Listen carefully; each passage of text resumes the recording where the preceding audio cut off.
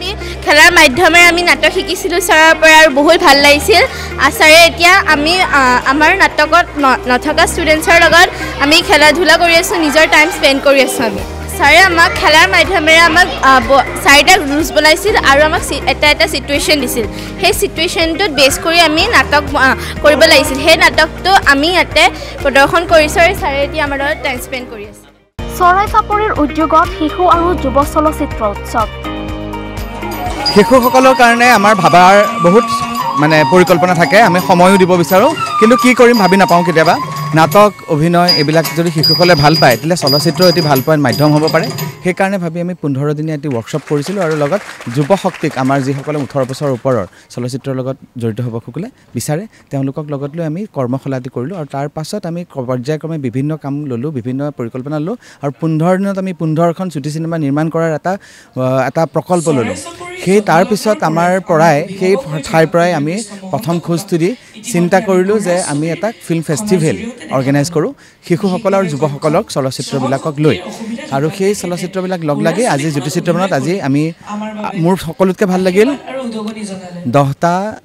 বজাত আমাৰ ৰেজিষ্ট্ৰেশ্যন আছিল 10টা 45ত আমি আৰম্ভ কৰিছোঁ আৰু সময়মতে 10টা 45ৰ পৰাই আৰম্ভ কৰাৰ কথা আছিল আৰু সেই 10টা 45ৰ পৰা এতিয়া প্ৰায় 5:30 বাজিব হ'ল এনেকুৱা এটা মুহূৰ্ত নাই য'ত থিয় হৈ পেলাই মানুহে চোৱা নাই গতিকে ইয়াৰ কিমান ভাল মানে এখন মাৰ্কেট আছে বা প্ৰয়োজনীয়তা আছে ডিমাণ্ড আছে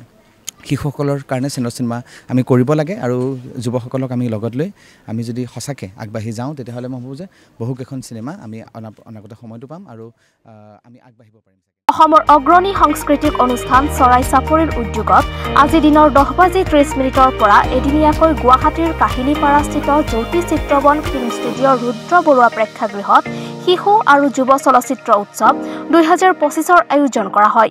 চৰাই চাপৰি আচলতে এনেকুৱা ধৰণৰ প্ৰচেষ্টাই আমাৰ বিশেষকৈ সৰু ল'ৰা ছোৱালীৰ ক্ষেত্ৰত আজিকালি যিটো মনোভাৱ হৈছে সৰু ল'ৰা ছোৱালী অকল মোবাইলৰ লগতে ব্যস্ত থাকে তাৰ পৰা ওলাই লৈ আনি এটা কলা সংস্কৃতি বা সমাজৰ যিখিনি ছবি সেইখিনি প্ৰকাশ কৰাৰ কাৰণে চৰাই চাপৰিয়ে যিখিনি প্ৰচেষ্টা হাতত লৈছে সেইখিনি সঁচাকৈ শলাগ হ'ব আৰু তাত বিশেষকৈ জুলন কৃষ্ণ মহন্তই হওক বা তেখেতৰ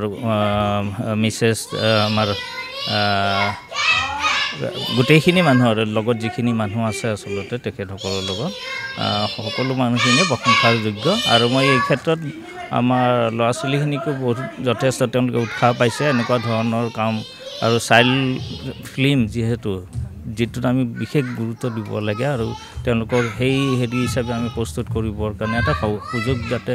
দিব পাৰিছে চৰাই চাপৰি যিটোৰ কাৰণে মই অশেষ ধন্যবাদ চৰাই চাপৰি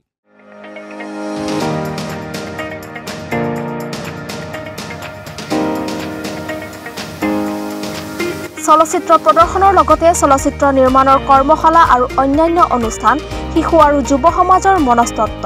সৃজনশীলতা আৰু ইচ্ছাশক্তিক চলচ্চিত্ৰৰ মাধ্যমেৰে উদযাপন কৰাৰ লগতে ভাৰতৰ আন আন ঠাইৰ পৰা নিমন্ত্ৰণ কৰি অনা কেইখনমান ছুটি ছবিৰ লগতে কৃত্ৰিম বুদ্ধিমত্তাৰে নিৰ্মিত ছবিৰো প্ৰদৰ্শন হয়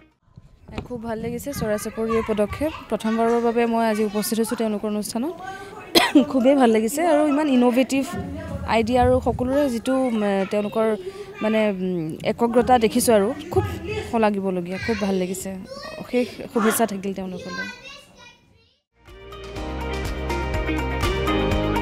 এই উৎসৱৰ মূল উদ্দেশ্য হ'ল অৰ্থপূৰ্ণ চলচ্চিত্ৰ নিৰ্মাণৰ লগতে স্বতন্ত্ৰ চলচ্চিত্ৰ নিৰ্মাতাসকলক উৎসাহিত কৰা প্ৰতিযোগিতাত নিৰ্বাচিত চিনেমাসমূহৰ মাজত বহুকেইটা বঁটা দিয়াৰো ব্যৱস্থা কৰা হৈছে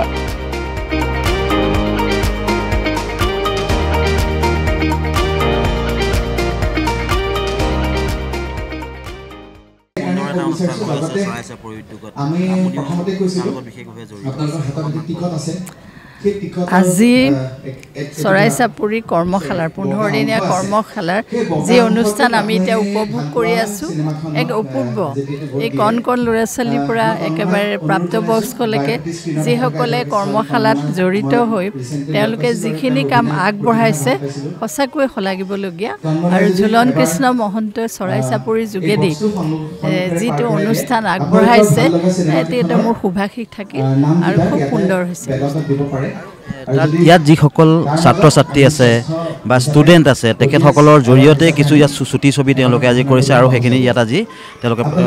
সকলো দৰ্শকৰ কাৰণে মুকলি কৰি দিছে আৰু সেই মই প্ৰতিখন ছবি চোৱা নাই, প্ৰতিখন ছবি মই সময় নাপালোঁ, কিন্তু যিখন ছবি মই চালোঁ খুব সুন্দৰ উপস্থাপন। মই ভাবোঁ ইয়াতে নয়ন বহি আছে, নয়নে ভালদৰে ক'ব পাৰিব, কাৰণ ফেষ্টিভেললৈ যাব পৰা ছবি নহয়, নয়ন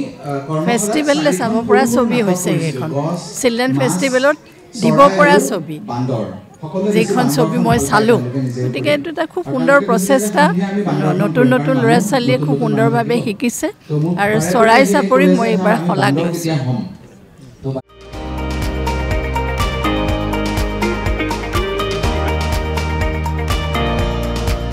news desk report, D news আৰু ডি নৰ্থ ইষ্ট।